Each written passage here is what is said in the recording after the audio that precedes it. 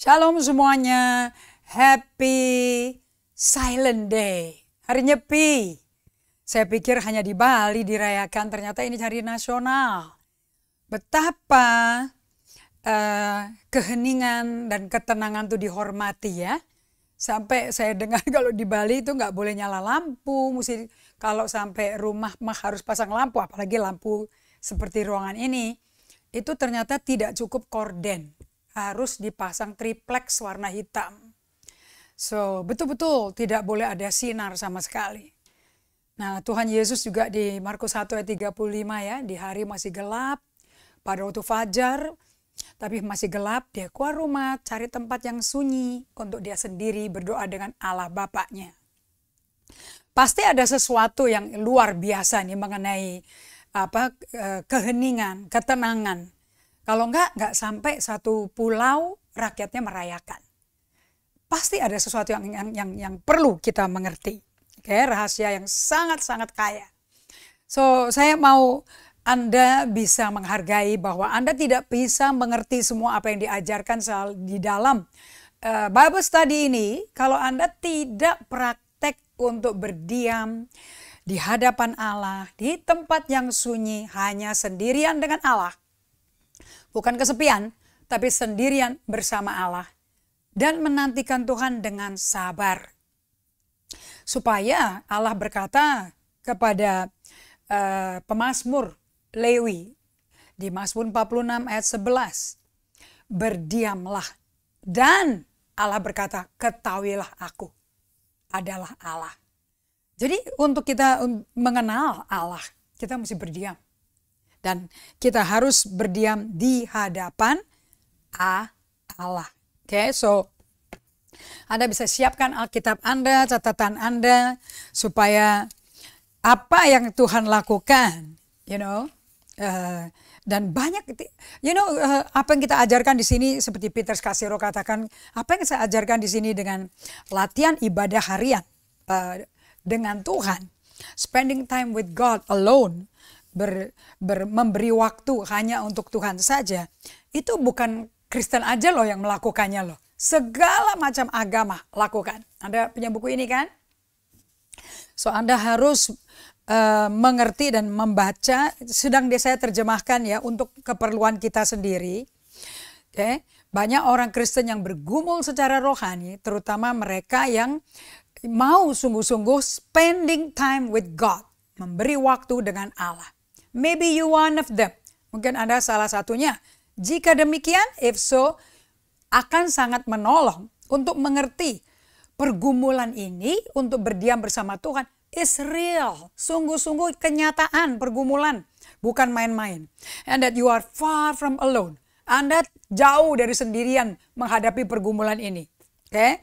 So, melalui pengalaman daripada ratusan ribuan tahun yang lalu, orang-orang kudus sudah belajar hidup untuk berada bersama Tuhan. Itu jauh lebih penting daripada sibuk melakukan pekerjaannya Yesus. Problemnya yang kita salah adalah sampai banyak pendeta, gembala yang bunuh diri, burn out, keluar dari pelayanan, kembali ke kerja sekular, meninggalkan jemaat because mereka niru kerjaan Yesus. Contoh, khotbah, doakan orang sakit, nengking setan. Memang itu di Markus 16, 17, 18, tanda-tanda orang percaya.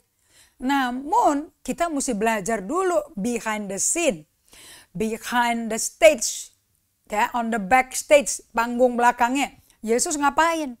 7 kali minimum, 7 kali sehari. Baik subuh maupun pagi, maupun siang, maupun petang, sore, malam. Dia selalu sukanya ke tempat sunyi sepi. Untuk sendirian dengan Bapaknya. Ini yang kita gereja tidak lakukan. Bahkan kita cuma lakukan saat teduh sekali sehari. Yang kedua, seminggu sekali di gereja ada acara doa bersama. Itu nggak ada program begitu. Yesus nggak ngidupin program doa seperti itu 2 kali seminggu. Dia setiap hari 5-7 kali per hari. Seperti Daud 7 kali sehari aku memuji Tuhan. Seperti Daniel di tempat buangan 3 kali sehari. Oke, nah problemnya kenapa kita burn out sampai kecapean para pendeta. Habisnya kita suruh khotbah melulu, bikin makalah terus, capek loh. Oke? Dan kita tidak lihat hasilnya dari khotbah itu. Kalau Yesus lihat hasilnya di 12 muridnya. Bahkan kita semua lahir baru gara-gara 12 muridnya. Mengalami transformasi dari dalam keluar. Karakter mereka berubah, nilai hidup mereka berubah. Mereka menjadi serupa Kristus. Jadi mereka menjadi serupa Kristus dulu, baru bersama Kristus, berduaan bersama Kristus, melakukan kehendak Bapa yang dikirim melalui Yesus, dan lewat kita terjadi kehendak Allah. Nah, ini rumus yang berbeda sekali. Saya kagum sama buku ini, hanya saya ngerti kenapa cuma dibikin 2. Waduh, dalam banget. Sampai Yesus datang, Anda belum tentu bisa berubah menjadi seperti orang-orang kudus yang hidup terpisah untuk Tuhan dengan tanda-tanda ajaib dalam kehidupan mereka. Mereka lebih banyak bersama Tuhannya dibandingin keluar diutus untuk melakukan pekerjaan Tuhan bersama Tuhan. Jadi apapun yang mereka lakukan selalu ditopang dari keberadaan bersama Tuhan. Bukan dengan atau tanpa. Selalu satu dalam Kristus. Biarlah kasih Allah Bapa, kasih karunia Tuhan Yesus, dan persekutuan Roh Kudus menyertai kamu. Ini Trinitas Tritunggal ini selalu sama Paulus, selalu sama Timotius, Titus, selalu sama Rasul Yohanes, Rasul Petrus, Yakobus, Yohanes, Matius, Markus, Lukas, selalu. Mereka tuh berempatan. 3 konsultan dalam satu tubuh orang kudus. So saya berdoa apa yang dibagikan ini Anda tidak bisa terlepas dari, Anda kalau mau tahu Anda orang yang limited edition, terbatas, dan harus menerima keterbatasan itu, dan melalui keterbatasan itu oleh iman kita Allah terabas dan melakukan mujizat yang luar biasa demi janjinya digenapi. Oke, so saya mau sambut semuanya di hari Nyepi ini hari yang paling enak banget ya. Kalau di Bali benar-benar gak bisa ngapa-ngapain, tapi kita bisa ngapa-ngapain bersama Tuhan kita. Amin. Thank you untuk semua yang sudah berhadir di Bible Study ini. Thank you untuk Inge, Sarah, untuk Mary, Jolie yang sudah melayani teman-teman dari Sabang sampai Merauke. Saya berdoa kalian berempat pun belajar dan praktek juga. Dan kami berterima kasih sudah menjadi usher online yang luar biasa. Juga terima kasih untuk teman-teman dari Sanger, dari Manado, Tomohon, Air Madidi, Amurang. Terima kasih untuk teman-teman dari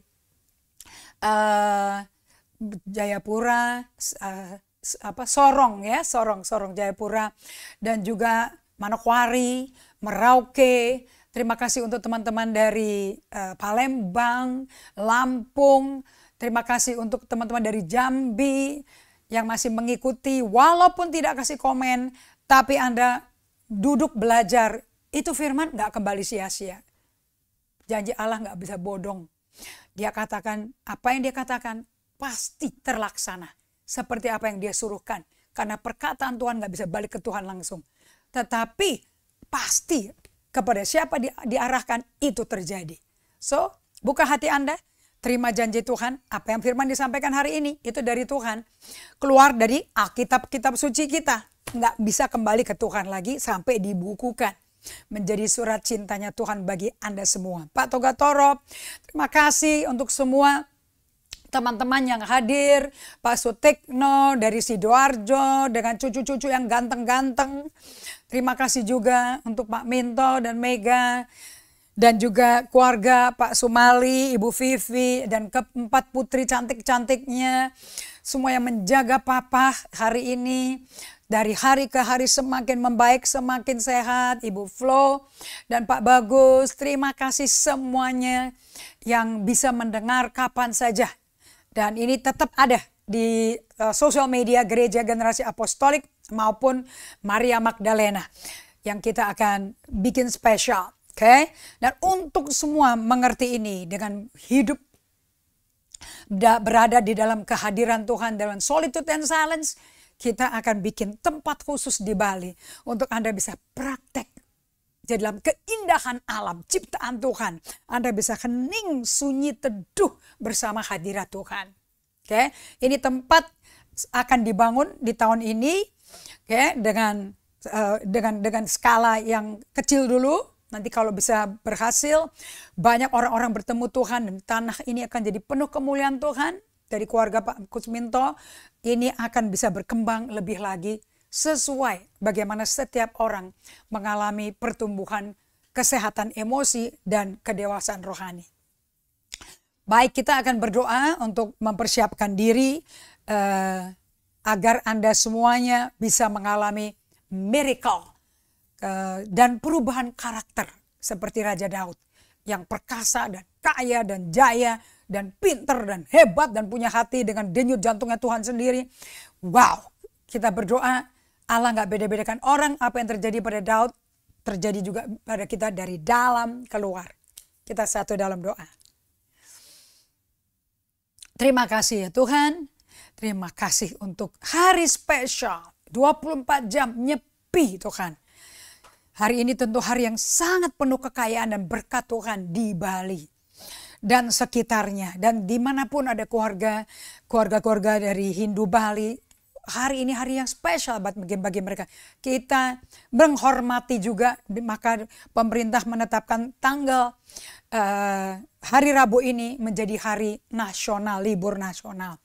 Mari Tuhan dukung, gerakkan umatmu untuk bisa dengan tenang belajar berdiam di hadapan Tuhan sambil mendengar apa yang diajarkan melalui Bible study ini. Biar setiap orang yang mendengar dari hati yang tenang, kusuk hanya buat Yesus, mengalami Kristus di tengah-tengah Bible study ini. Aku minta ini Bapa di dalam nama Yesus, oleh hadirat-Mu Roh Kudus dan persekutuan-Mu dengan setiap kami anak-anak-Mu.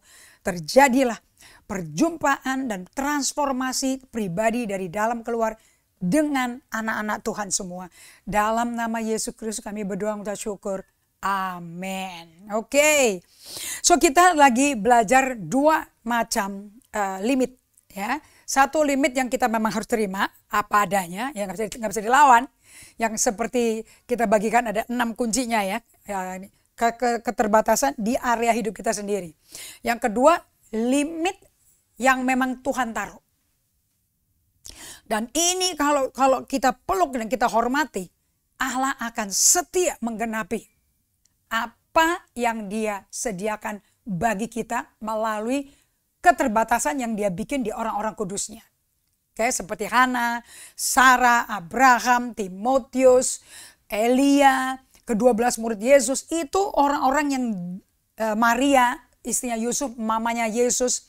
Ini orang-orang yang dikondisikan, dibikin terbatas sama Tuhan. Oke, mereka dari nggak mandul dibikin mandul untuk kemuliaan Allah, untuk tujuan tertentu. Kayak Lazarus. Oke, dia tidak mati, dia tidur.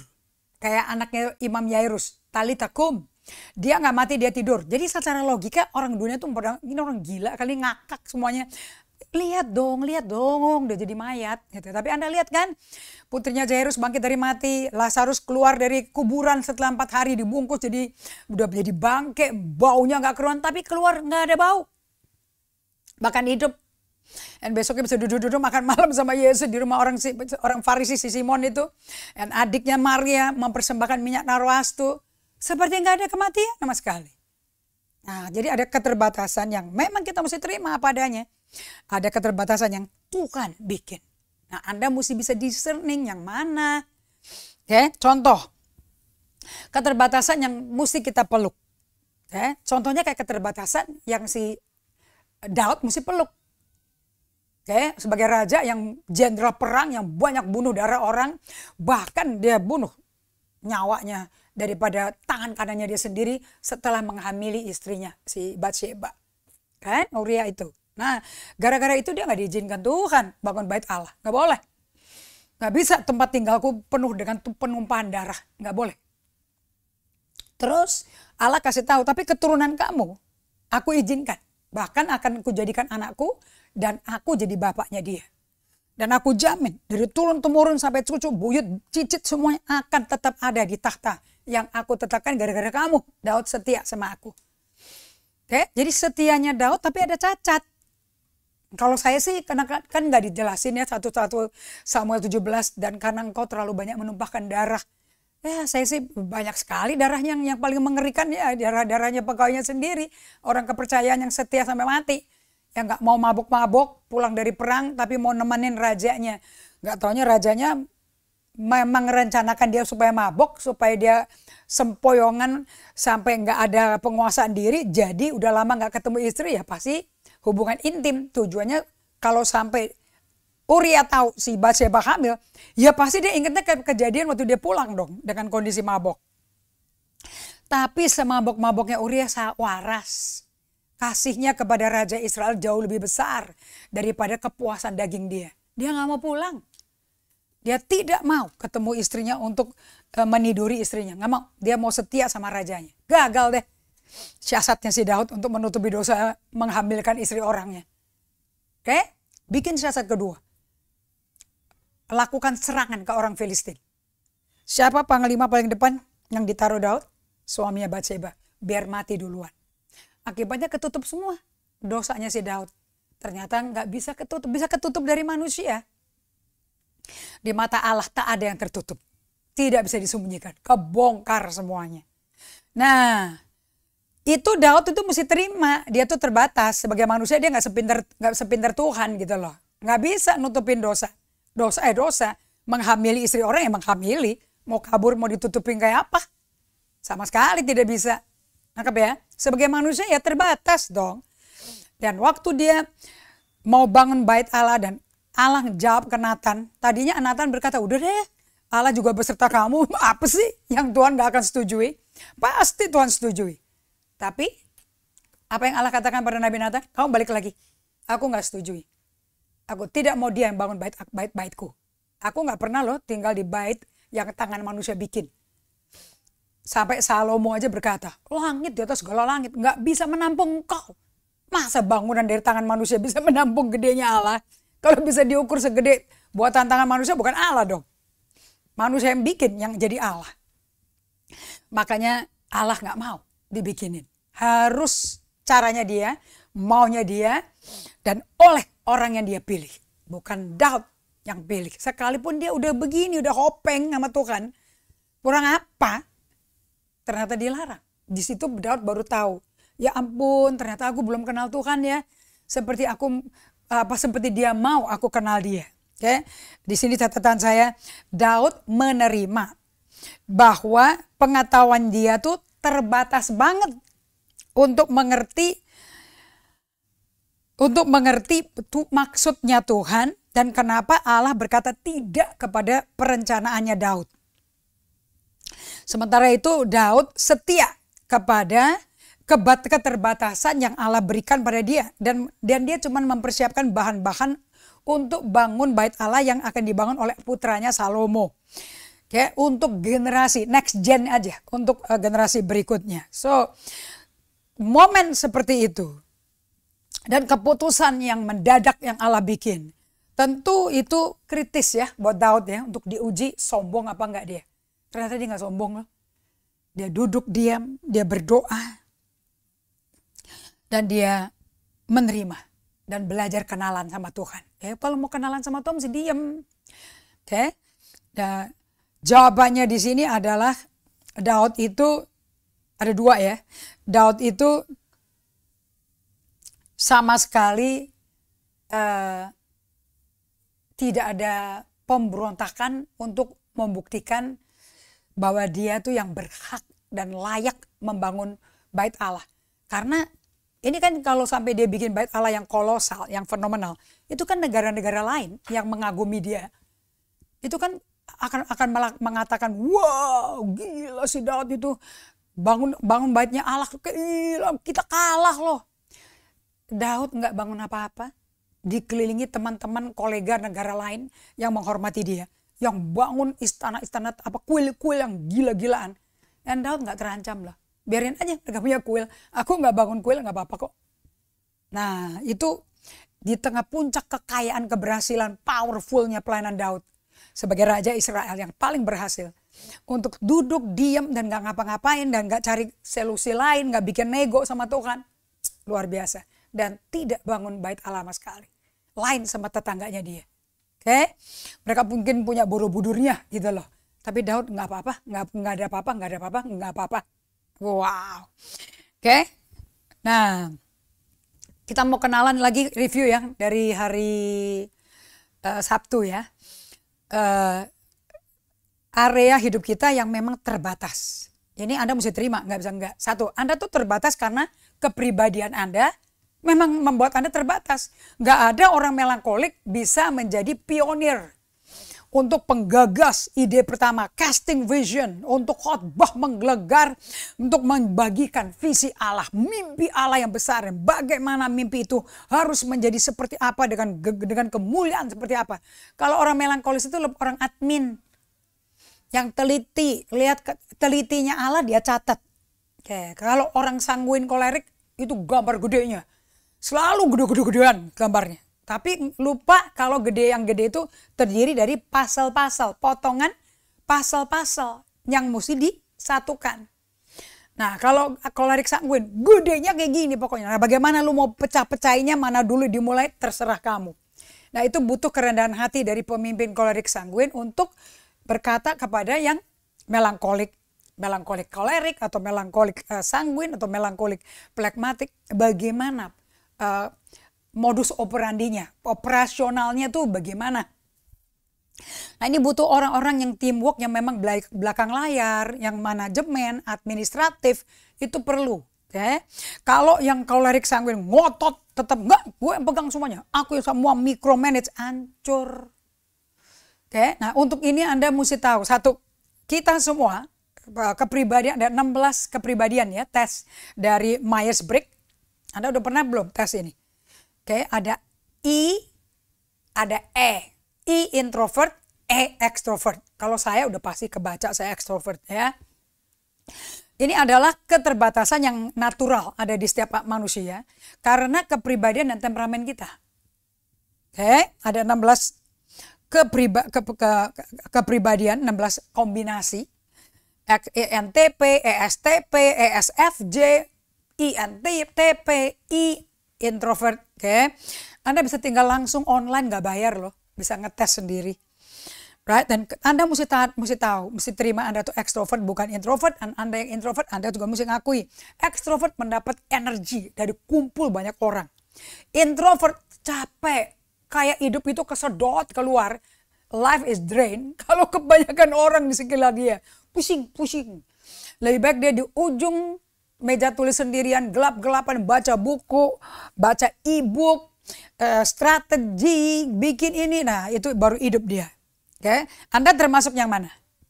Orang tipe easy going and relax atau fokus dan driven? Anda tipe orang yang mana? Cincai atau terlalu fokus dan wah kalau udah nafsu udah mau jalan gak ada yang bisa stop. Anda yang mana? Anda tipe orang yang berani dan berani ambil resiko tinggi?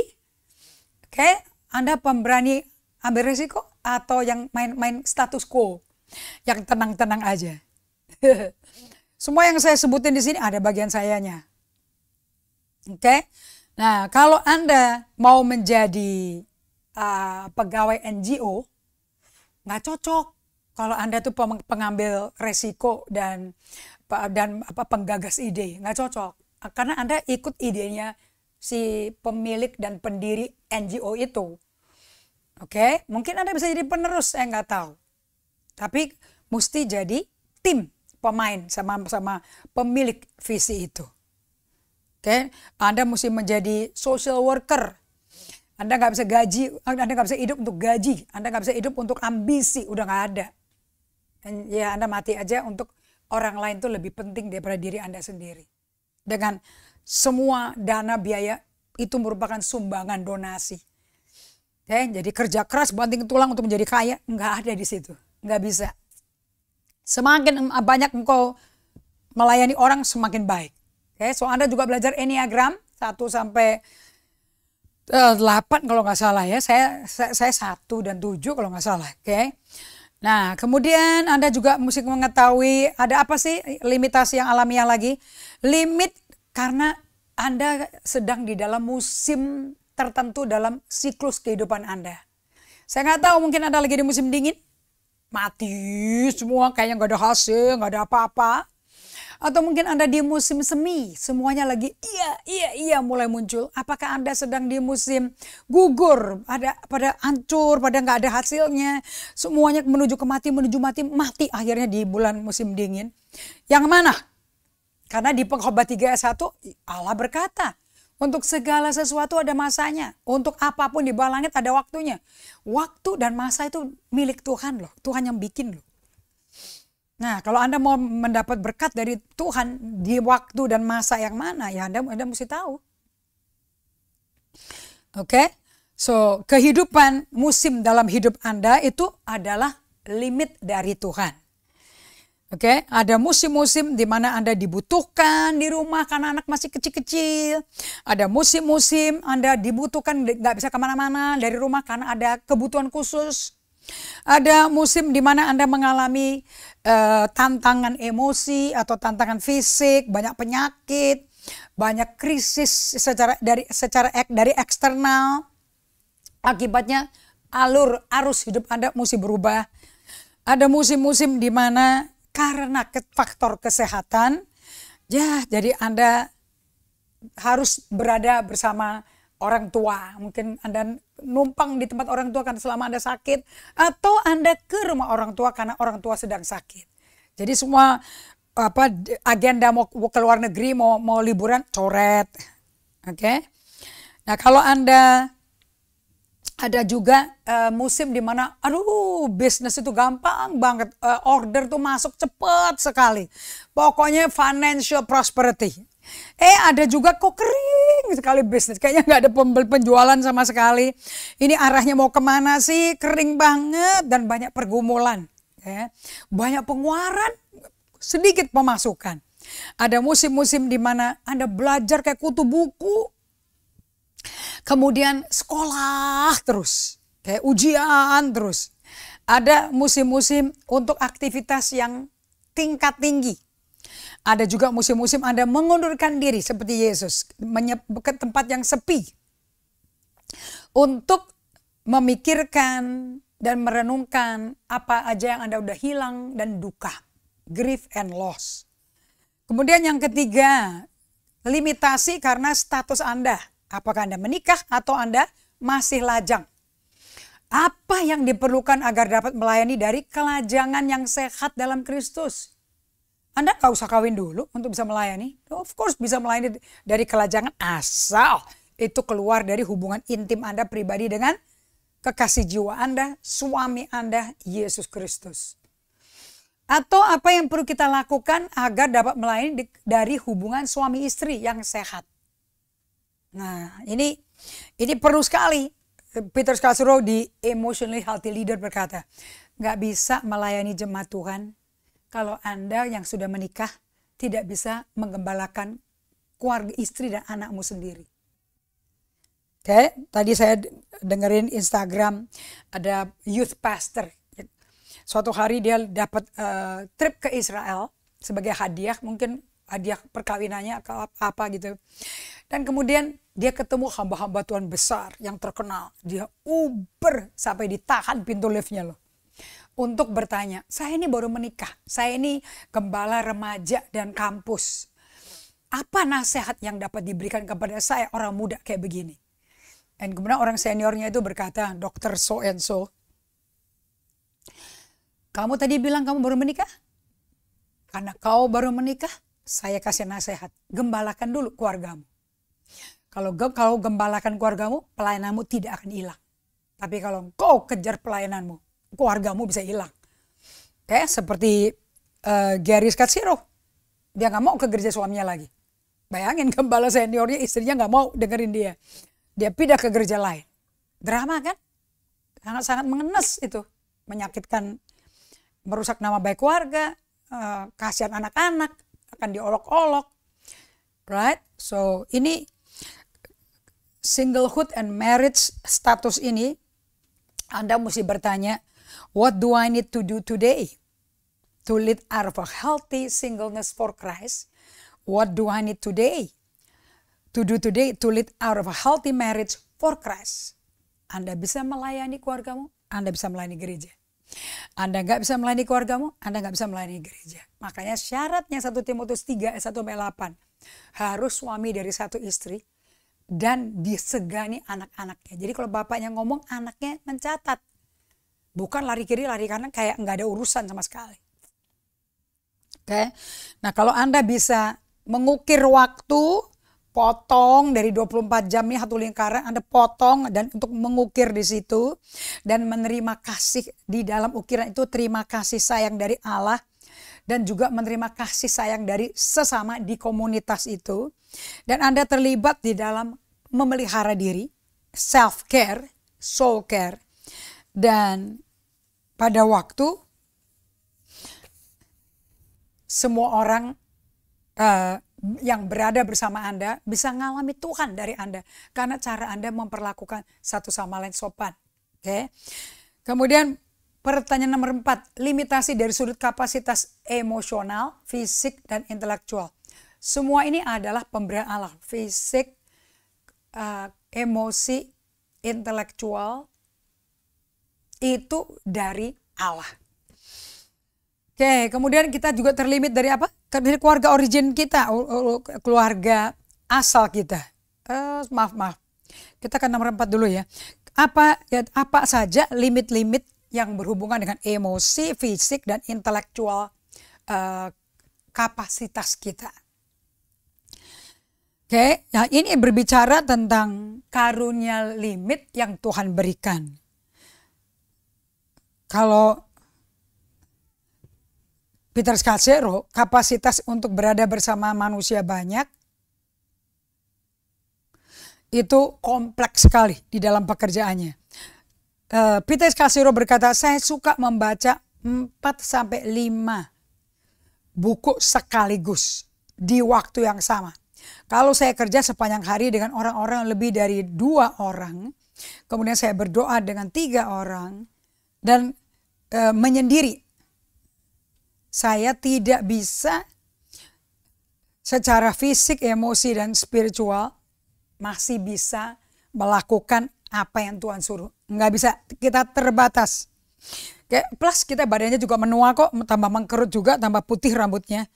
Kita udah bisa nggak, di badan tuh bisa nggak kerasa lagi adanya stamina, adanya kekuatan. So waktu, kondisi fisik, emosi kita, intelektual itu dipeluk sebagai pemberian Allah. Bukan karena Andanya terkutuk, tapi Anda peluk. Artinya apa? Terima dan lewati, jangan dihindari. Kemudian limitasi dari akhirnya ke keluarga kita sendiri yang orisinil. Keluarga kita ya juga Allah yang berikan sebagai limit kita. Jika kita memandang dari tangan dan hatinya Allah, mengikuti sejarah keluarga kita, tentu ada masa-masa kita mengalami penderitaan, sakit. Jadi yang diwarisi nenek moyang itu bukan cuma uang atau tanah yang ada rumahnya, termasuk legacy dari wounded heart, hati yang luka, jiwa yang gak bisa mengampuni atau berdamai. Kalau Anda seperti ini, Anda perlu memperhatikan dan pegang genogram. Yang keenam, waktu. Kita dibatasi oleh waktu, oleh Tuhan. Anda mau melek terus, ada orang gak mau mati. Dia mau dibekuin di dalam tabung es dan dia akan hidup selamanya. Suaranya kayak siapa ya miripnya? Dia kumpulin uang semua, dia mau dibukukan. So, nanti 100 tahun lagi dia masih hidup katanya. Kalau alat pembekunya masih jalan loh. Kalau mati, betul kan? Yang bisa hidup kekal kan cuma Yesus, pemberi hidup dan hidup berkelimpahan. Di luar Yesus mana ada orang nggak mati tapi hidup terus. Karena terlalu sayang sama hidup ini, nggak mau tinggalin hidup ini. Kalau gitu dia mengalahkan Yesus. Tapi Yesus hidup kekal tapi nggak pakai alat pendingin, alat pembeku, nggak pakai freezer. So kita udah selesai di bagian limit waktu. Maksudnya kita tuh nggak bisa ada di Bali. Besoknya 1 jam lagi ada di Jakarta. Kemudian besoknya ada di Bali lagi. Lusanya ada di Solo. Dan kita tuh nggak bisa langsung lompat-lompat. Kadang-kadang mesti stop dulu baru bisa ke Solo. Baru bisa ke Jakarta. Baru bisa ke Kalimantan. Nggak bisa trut. Gak kuat badannya. Ada waktu untuk kerja. Ada waktu untuk istirahat. Betul kan ya? Dan waktu Anda di bumi juga Anda nggak tahu berapa lama. Jadi setiap dekade, setiap 10 tahun dari hidup kita itu terdorong ke dalam musim-musim yang berbeda. Oke, musim anak-anak, kanak-kanak, musim anak 20 tahun, 30 tahun, 40, 60 tahun, 70 tahun, dan selanjutnya. Ini bicara mengenai keterbatasan karena waktu yang diturunkan. Bahkan Musa aja berkata, oh Tuhan, kalau nggak ada keterbatasan loh, akan waktu. Ajarkan kami menghitung hari-hari kami sedemikian, hingga kami beroleh hati yang bijaksana. Jadi orang Kristen yang bisa belajar dari Tuhan langsung untuk menghitung hari-harinya adalah orang Kristen yang hatinya bijaksana. Kalau Anda baca selanjutnya kan, kalau kuat 80 tahun, 70 tahun, kalau super kuat itu 90 tahun, betul nggak? 80 tahun. Asal stamina ototnya itu seperti waktu usia 30 tahun. Sehingga Anda bisa bertahan di tengah-tengah hidup yang tidak bijaksana, tetapi Anda mengalami kebijaksanaan itu. So di tempat atau dalam situasi kita sedang terhimpit, perhatikan. Tuhan tuh suka ngelawat di situ. Oke, contoh. So 6 itu karunia limit dari Tuhan yang kita mesti peluk. Oke, Anda nggak bisa omnipresent, omnipotent, omniscient. Tidak bisa sama sekali. Tapi macam-macam anggota, beda-beda anggota tubuh Kristus akan bisa bersatu.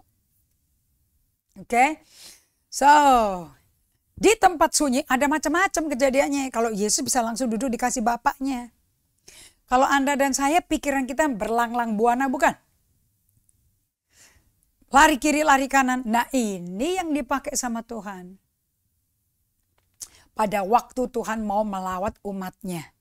Saya catat yang ini ya. Di mana Anda perjalanan hidup Anda dengan Tuhan, berada bersama Tuhan, itu akan mencapai titik untuk mau menerima. Ada loh limitasi-limitasi yang unik dan bekerjanya khusus. Contoh, Kejadian 28 ayat 16. Yakub kabur menyelamatkan nyawanya sendiri dari Esau karena menipu dan mencuri hak kesulungan Esau. Nah, waktu dia kabur, dia udah gak punya apa-apa. Dia sendirian, bahkan bantal aja gak punya. Sampai dia tidur di atas batu, terus dia berdoa, Tuhan kalau aku diberkati Engkau, aku minta dong supaya aku bisa bayar perpuluhan, 10%. Yakub minta loh, tanda bahwa Engkau memberkati aku. Nah dia tidak sadar. Waktu dia berdoa, Tuhan hadir. Tuhan yang hadir. Karena si Yakub lagi ketakutan, lagi mentingin diri sendiri supaya selamat. Dan mencoba menyelamatkan diri dari penipuan yang dia kong kali kong sama mamanya. Allah hadir. Di tengah orang paling gak berdaya. Udah paling remuk, udah gak bisa ngomong apa-apa. Di situ Tuhan melawat. Coba ya, perhatikan kata-katanya Yakub di Kejadian 28 ayat 16.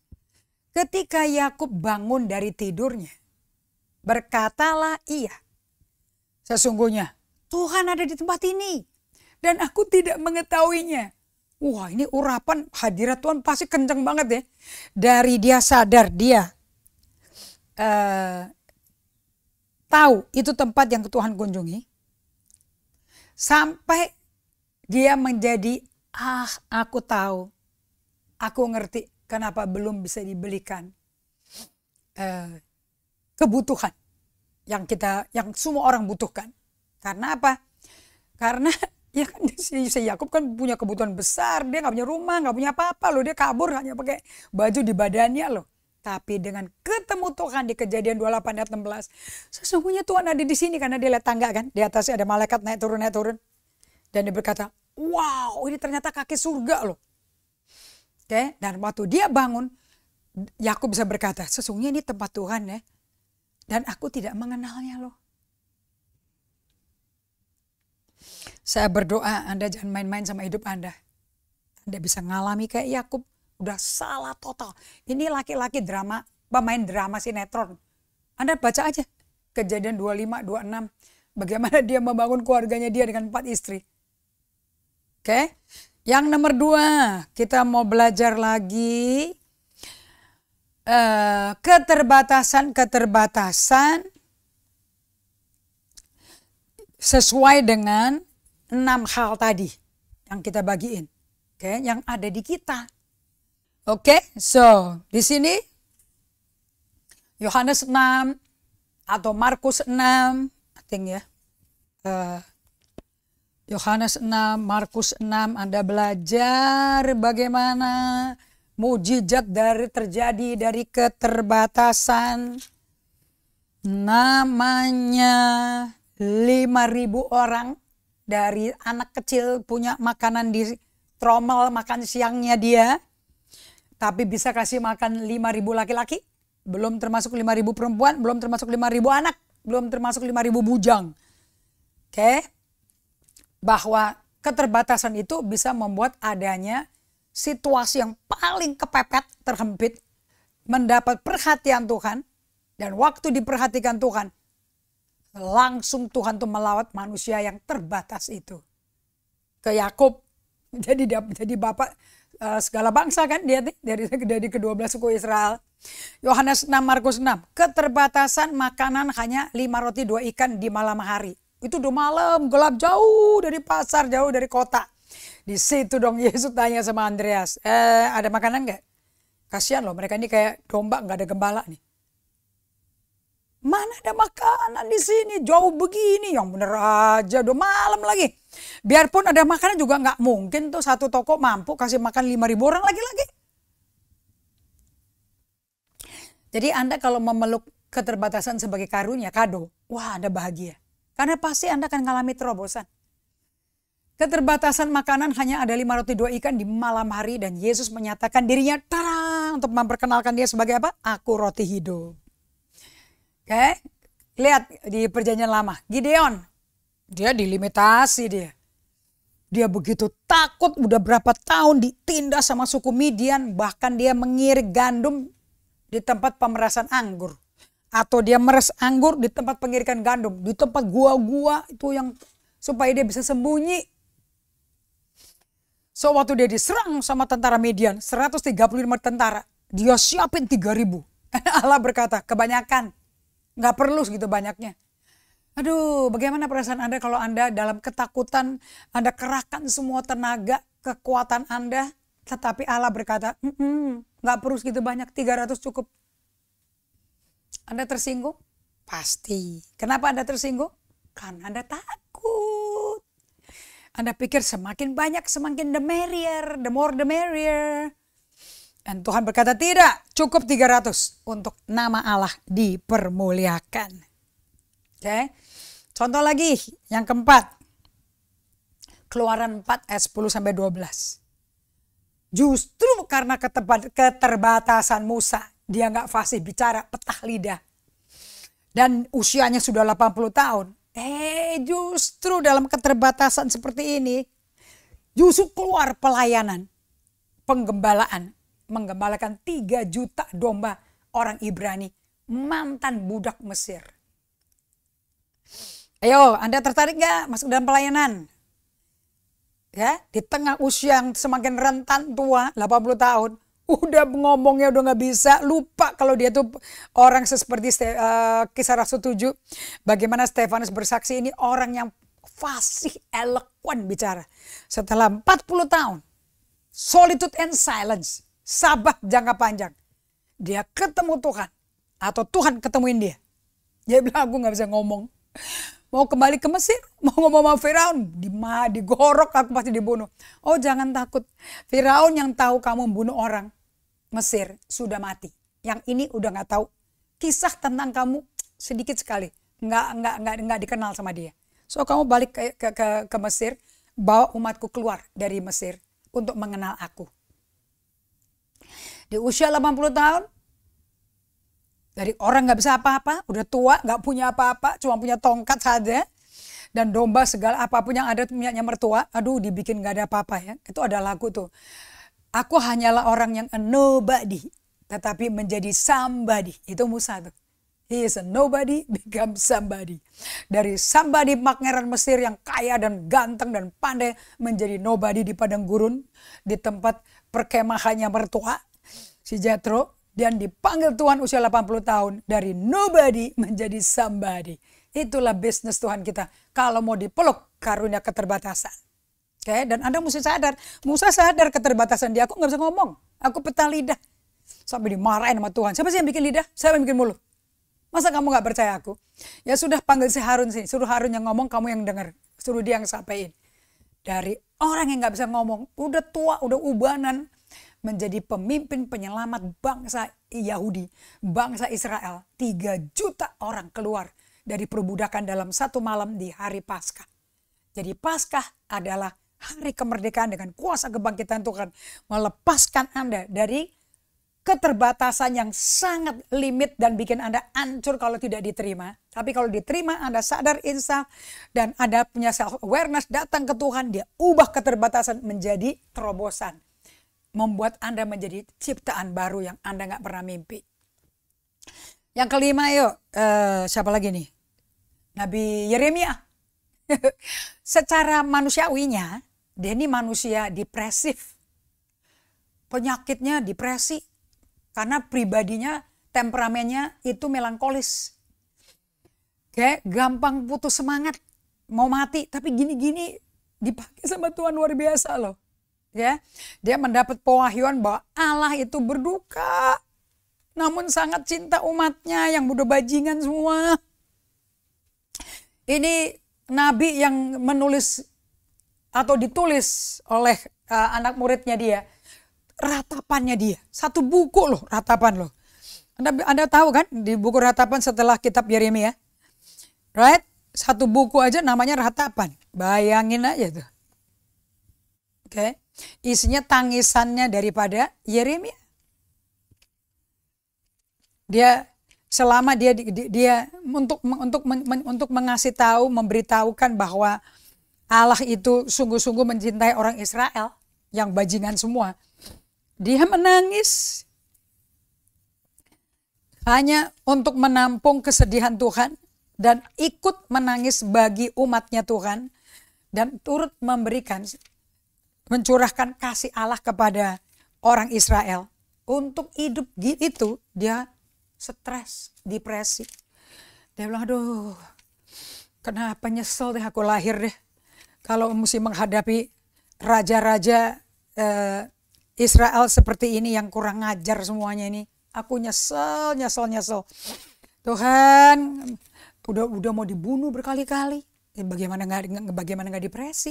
Betul apa tidak? So saya mau Anda semua bisa membaca kitab ratapan, yang nggak gitu terlalu banyak, cuma 5 pasal.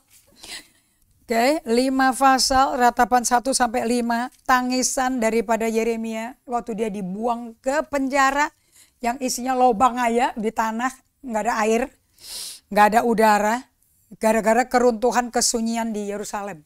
Anda bisa sunyi sih waktu Anda hancur-hancuran hidupnya. Kalau lagi hancur jangan rame-rame untuk menyangkali supaya Anda jaim, karena Anda jaim nggak mau orang lain tahu. No, tapi dia di tempat sunyi meratap menangis. Kok kayak gini dicintain ya? Aduh heran gue, kenapa nggak dibunuh aja ya? Enggak, tapi kasih Allah begitu besar sampai Sion diselamatkan lagi. Sampai ratapan 5, doa Sion dipulihkan. Waduh, di situ dia belajar, gila ya, dalam sekali kasihnya Allah. Yang keenam, siapa lagi nih? Orang-orang yang punya keterbatasan dari Allah. Perkawinan Nabi Hosea. Anda tahu kan kitab Hosea? Ini nabi yang kawin sama pelacur. Ini menggambarkan Israel pelacur yang melacurkan diri dengan dewa-dewi yang bukan Tuhan. Oke? Bahkan memberi diri, bahkan melakukan penyembahan-penyembahan yang menjijikkan, bahkan membunuh bayi-bayi sebagai korban darah hidup. Mana ada Tuhan menerima darah orang? Hanya darah hewan. Darah orang yang diterima Tuhan cuma satu orang tok, namanya Yesus. Dari perkawinan Nabi Hosea dengan pelacur, dia menerima pewahyuan betapa besar kasih Allah yang tak berkesudahan bagi umatnya. Biar udah melacur tetap dicari. Oke. Nah, kalau para pahlawan iman ini yang ada di Alkitab nih, si Yesus, Petrus, Yohanes, Yakobus, Andreas, Filipus, Gideon, Musa, Yeremia, Hosea, kalau mereka berontak dari karunia keterbatasan itu, mereka nggak menerima hadiah karunia. Ya, itu maaf, itu bukan karyamu ya, tapi karunia limitasi. Mereka pasti akan mengabortuskan apa yang Allah mau kerjakan dalam dan melalui hidup mereka. Anda catat ya, di dalam dan melalui. Ini mesti digarisbawahi nih, dimerahin. Apa yang Allah mau kerjakan di dalam Anda dan melalui Anda. Jadi kalau Allah merubah Anda, ada tujuan. Tuhan akan pakai Anda untuk menyatakan kemuliaan Tuhan. Oke, Peter Kasiro ngomong gini, they would have missed what God wanted to do in and through them. Jadi kalau Anda solitude silence dan centering before Jesus, Allah tuh lagi mengerjakan di dalam Anda transformasi hidup Anda, supaya melalui hidup Anda yang ditransformasi, kemuliaan Allah nyata bagi orang di dunia. Oke, so itu karunia limitasi. Kalau udah tahu, sadar, terima, jangan dilawan. Kalau lawan, Anda mayoritasnya melawan karena nggak suka kan. Nah, Anda akan menjadi orang-orang yang hidup di dalam kehendak Allah. Jadi kehendak Allah sama menerima karunia limitasi itu nyambung. Kayak kembar siam lah. Karena Allah kerja dalam Anda, melalui Anda, sehingga tujuan Allah bagi Anda dan sekitar Anda tercapai. Jadi, limits are often God's gift in disguise. Limits adalah a blessing in disguise. Kado yang terselubung. Anda pikir kutuk, nggak taunya bisa jadi kado. Ya, kayak si Yusuf. 13 tahun dibuang, di penjara untuk sesuatu yang dia gak pernah bikin. Ternyata apa yang setan reka-reka buat kejahatan dia, Tuhan putar balikan kejahatan itu menjadi kebaikan bagi seluruh dunia. Bukan cuma Yusuf sendiri. Gue selamat loh, gue merdeka. Enggak. Satu keluarganya dia, 75 orang terselamatkan. Seluruh dunia di Mesir selamat juga. So Anda mesti ingat ya. Allah itu membuat perencanaan. Dengan Anda mengerti bahwa limit keterbatasan itu adalah kadonya Allah yang terselubung. Dan jalannya Tuhan gak pernah sama kita loh. Ini semua ini terjadi di waktunya Tuhan, digenapi di waktunya Tuhan. Di masa yang tepat, masa Mesir mesti mengakui Yesuslah Tuhan. Zaman Musa nggak berhasil, tapi diakui. Firaun itu mengakui Allahnya Musa itu Allah yang benar. Zamannya Yusuf, mereka kagum dengan Allahnya Yusuf. Oke.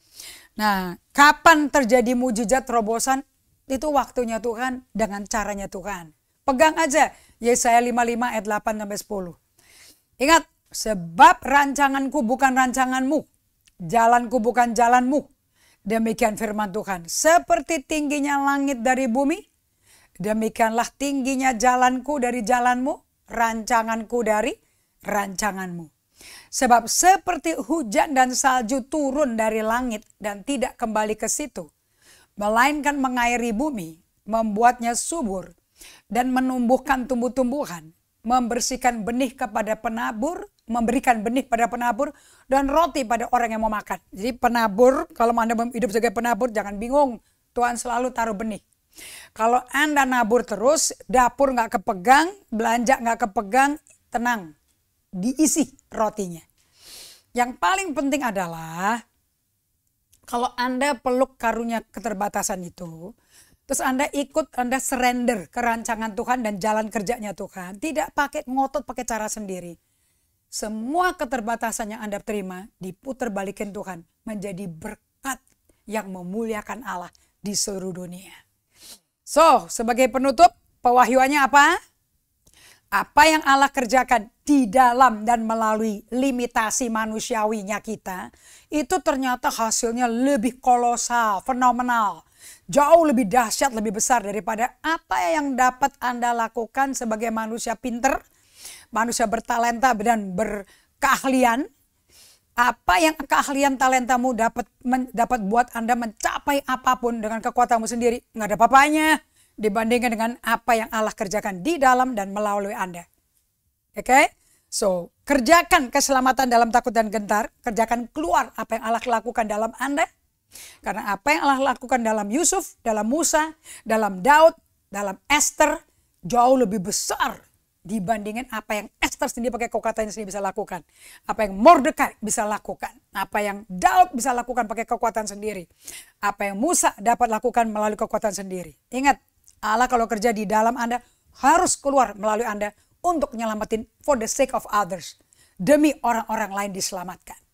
Lebih besar apa yang Allah dapat kerjakan dalam kita dibandingin kepandaiannya Anda.